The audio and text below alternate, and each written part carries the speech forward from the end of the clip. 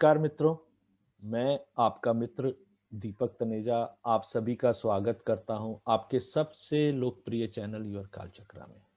मित्रों, वो हमारी लगातार नक्षत्रों की सीरीज में पुष्य नक्षत्र, जिसे सबसे अच्छा नक्षत्र की संज्ञा दी गई है, जिसे सबसे शुभ नक्षत्र की संज्ञा दी गई है।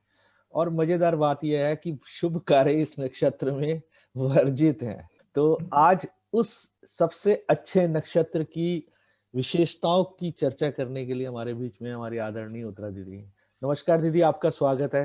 नमस्कार नमस्कार दीपक जी। आपने पहले ही बता दिया कि सबसे शुभ नक्षत्र है और गुरुवार को पुष्य नक्षत्र तो बहुत ही बढ़िया माना जाता है, गुरु पुष्य। और उस दिन तो सब सोना चांदी और पता नहीं क्या क्या खरीदने के लिए प्रेरित किया जाता है लोग बागों को। गुरु पुष्य नक्षत्र, और ये पुष्य नक्षत्र किस राशि में है? चंद्रमा की राशि में, कर्क राशि में। जबकि हम चंद्रमा और शनि के योग को विष योग मानते हैं, लेकिन जब कर्क राशि में पुष्य नक्षत्र अर्थात शनि का नक्षत्र आता है तो उसको हम बहुत ही अच्छा, शुभ, बहुत ही बढ़िया नक्षत्र माना जाता है। ये कितनी विचित्र बात है ना। इसका कारण समझ में नहीं आता, हमें ढूंढने का प्रयास करना चाहिए कि ऐसा क्यों है। एक तरफ हम विष योग बना देते हैं और एक तरफ हम अत्यंत शुभ योग बना देते हैं। ये नक्षत्र जो है कर्क राशि में 3 डिग्री 20 मिनट से लेकर 16 डिग्री 40 मिनट तक स्थित है। राशि स्वामी यहाँ चंद्रमा है और नक्षत्र स्वामी शनि है। एक तरह से चंद्र और शनि की यहाँ पर युति या स्थिति बनती है नक्षत्र और राशि के आधार पर। शरीर के जिन अंगों पर इसका अधिकार है वो है हमारे फेफड़े, हमारा पेट का उस ऊपरी हिस्सा और हमारी पसलियां, हमारी रिब बोन्स जो होती हैं वो। इनके आधार पर जो रोग ये दे सकता है नक्षत्र, टीबी, श्वास नली का अल्सर, उसमें फोड़े हो जाना श्वास नली में, सांस लेने वाली नली में, या फिर श्वसन संस्थान में कोई भी परेशानी, या गैस्ट्रिक अल्सर, गॉल स्टोन होना, नौशिया होना, डकारें आना और किसी तरह से रुकावट होना किसी भी तरह से। इसके अतिरिक्त ब्रेस्ट में घाव हो जाना कभी कभी, या स्कर्वी या कैंसर जैसा रोग भी हो जाता है, या फिर खाना नहीं पचता, अजीर्ण जिसको बोलते हैं।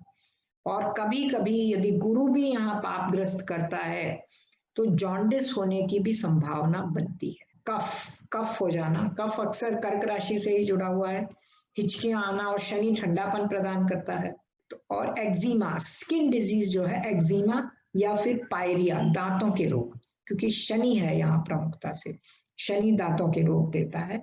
इसके अतिरिक्त मैंने जैसा पहले भी बताया टीबी या क्षय रोग, प्लूरिसी भी उसका एक प्रकार है।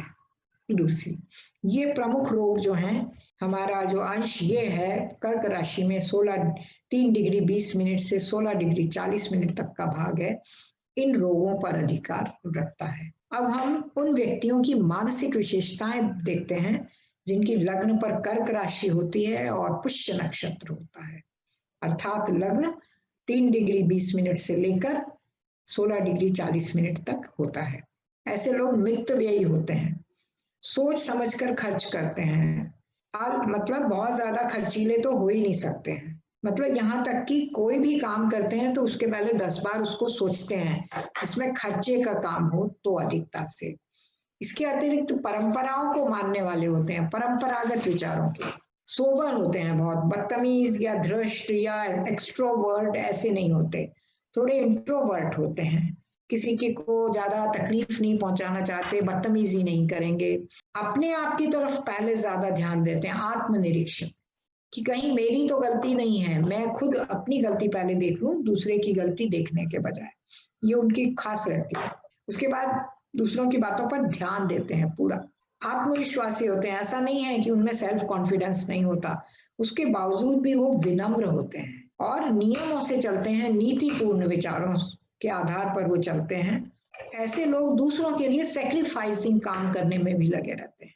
त्याग की जहां पर बात आती है, दूसरों के लिए त्याग करना, वो काम करने में लगे रहते हैं। इसके अतिरिक्त लेखन कार्य, क्रिएटिव, उसको लिखने के रूप में भी परिणित करते हैं। जो उनके विचार मन में आते हैं उनको लिखकर अभिव्यक्त कर सकते हैं और सबके प्यारे माने गए हैं, सब लोग इनसे प्यार करते हैं। शिक्षा भी इनकी अच्छी रहती है। चौथी राशि है कर्क, तो शिक्षा स्वाभाविक रूप से इनकी अच्छी रहती है, समृद्ध रहते हैं ये और शुभ कार्यों में लगे रहते हैं। ऐसी इनकी नेचर पाई गई है अधिकांशतः, बशर्ते कि चंद्रमा और शनि कुंडली में सुस्थापित हो। अगर कुंडली में सुस्थापित नहीं होते तो फिर हमें दुष्परिणाम देखने को मिलते हैं, ये हमें ध्यान रखना चाहिए। अब आ जाता है हमारा व्यवसाय, कि चंद्र और शनि का जो ये संयुक्त मिलन है हमें किस प्रकार के व्यवसाय प्रदान करता है।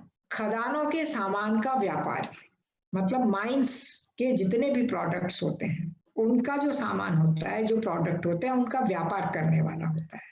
और इसमें भी केरोसिन ऑयल, पेट्रोल ऑयल या पेट्रोलियम पदार्थ जुड़े हुए ज्यादा रहते हैं, क्योंकि चंद्र और शनि, चंद्र तरल पदार्थों का कारक है और शनि खदानों के या माइंस का कारक। तो इन पदार्थों से ये स्थिति हमें तब देखने को मिलती है जब कर्क राशि दशम भाव पर हो, तब हम ये देख सकते हैं।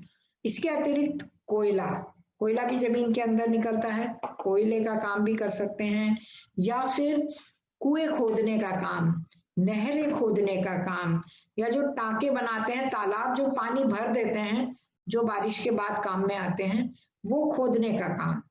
इसके अतिरिक्त खेती की जमीन का कारोबार करना, ऐसी जमीन जो खेती बाड़ी की हो, मकान बनाने के काम में ना आए, खेती बाड़ी वाली जमीन का व्यापार करना या कारोबार करना। कई लोग बहुत विश्वसनीय पद भी हासिल कर लेते हैं इस योग के लोग।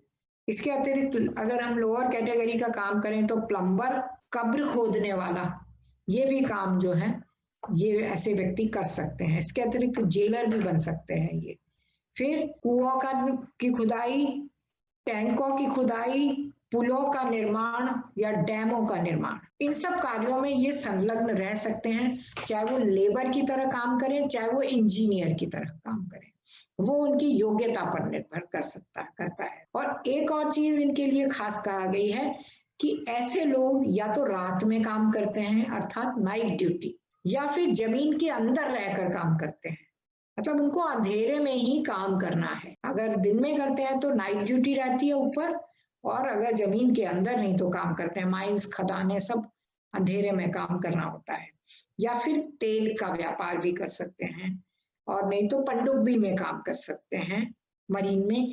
ये जो है प्रमुख कार्य शनि और चंद्रमा, कर्क राशि में शनि का नक्षत्र हमें प्रमुख प्रमुख व्यवसाय ये देता है। अब हमारा अगला नक्षत्र और अंतिम नक्षत्र जो है इस सीरीज का अश्लेषा नक्षत्र होगा, जो नवा नक्षत्र है।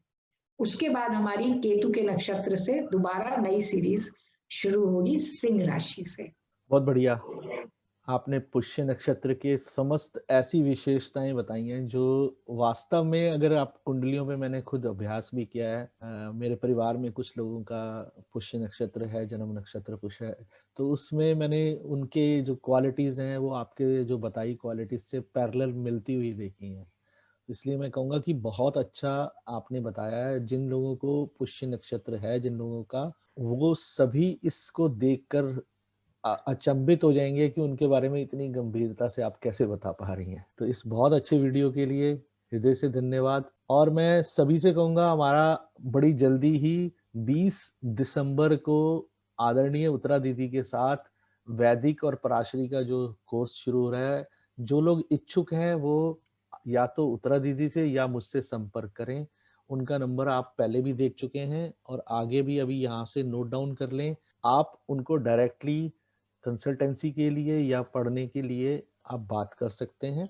वो विभिन्न चैनल्स पे अपना इस कार्य में सहयोग करती रहती हैं। नमस्कार, धन्यवाद।